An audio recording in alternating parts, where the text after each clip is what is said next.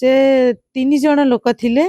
आउ से पूरा मास्क पिंधिकी मुरे आउ पूरा कपड़ा भी ब्लैक थिला पूरा मो अलमारी रे जाके भंगा भंगी करिकिरी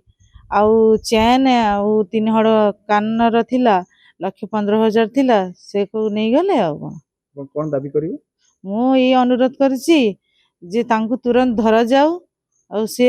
दंडित होंती आमे आउ हमर गाँवासी मैंने बहुत भयभीत होती प्राय लोक तो ठीक से राति रे शोऊ ना जहाँ घरे छोट पिला अच्छा बुढ़ा लोक अच्छा तेणु यहाँ तुरंत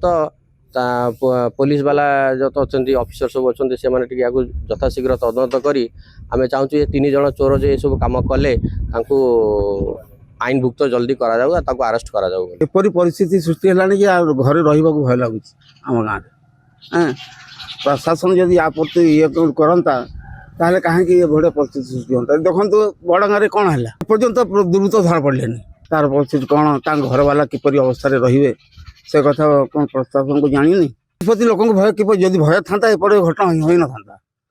पुलिस को बिल्कुल भय करती दुर्वृत्त मैंने से निज कम कर आमर दाबी ये पुलिस या प्रति टिके कड़ा एक्शन नौ।